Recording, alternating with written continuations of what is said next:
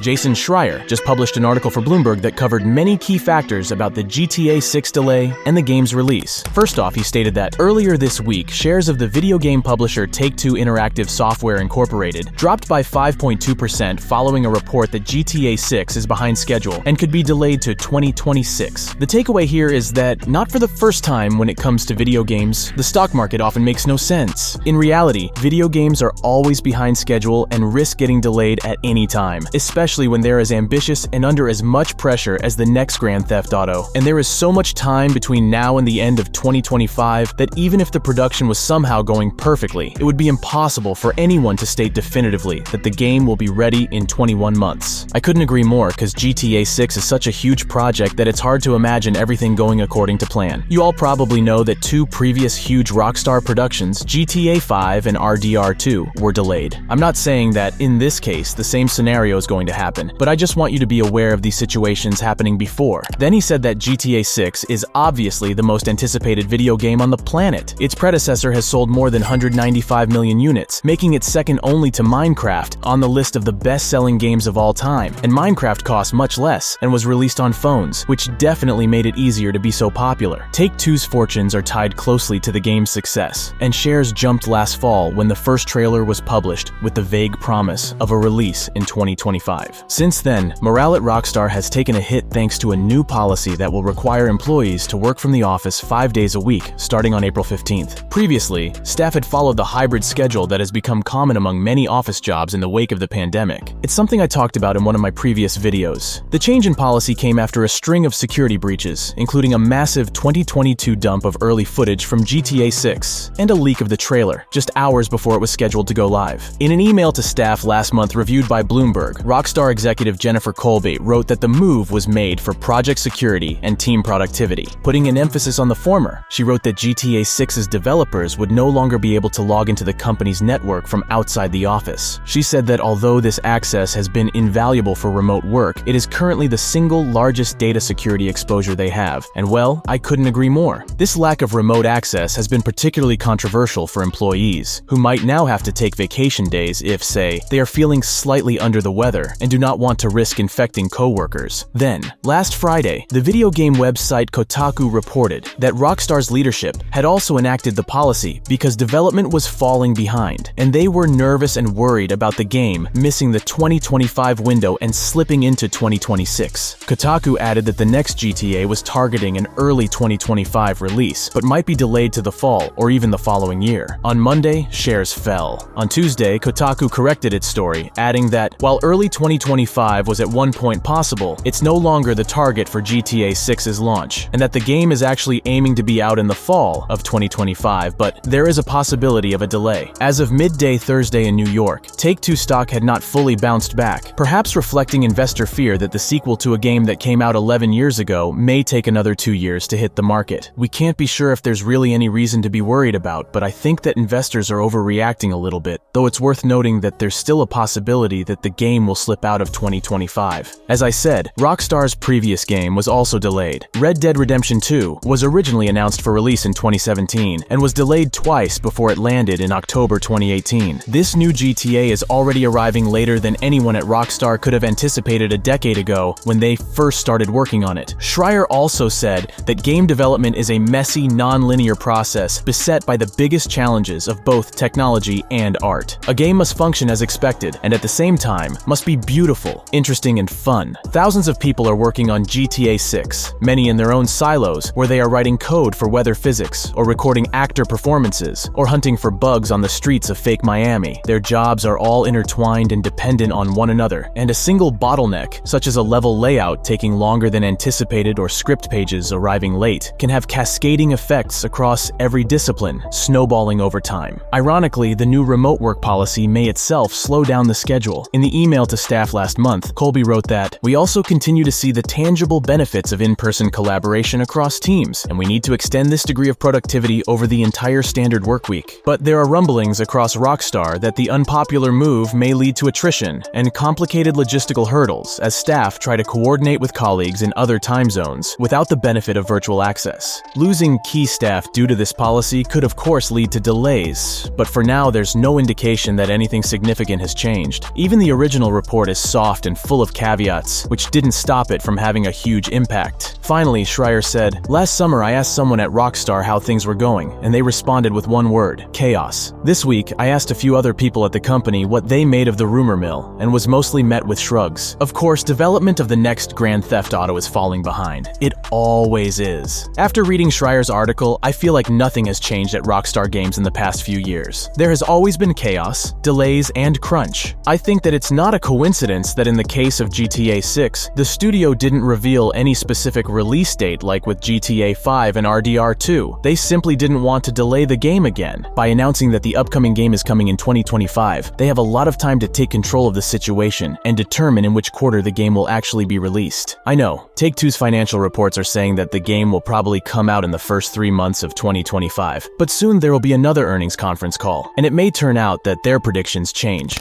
No matter how much Rockstar tried to keep information about GTA 6 under wraps, the title has fallen victim to huge amounts of leaks, even before the studio revealed that the game was in the works. Many of these leaks turned out to be true, such as the 2022 development footage leaks, and last year's first trailer being leaked hours before it was meant to be officially shared. A few days ago, I reported you about fake articles posting supposedly new leaks about GTA 6 that were actually from a few years ago. And recently, one of the GTA 6 fan accounts on X posted that one of the Rockstar Games developers accidentally leaked the story length of GTA 6. They said that the image they posted confirms that the length of GTA 6's story will be around 40 hours, and also claims that the title will include extreme weather mechanics. To add some authenticity to their leaks, 2 images were attached to the post, with one being a screenshot of the alleged Rockstar Games developer's LinkedIn profile, who is someone called Sonny Blythe, a games tools programmer at the North Studio. The other image is what the leak revolves around, which states that the developers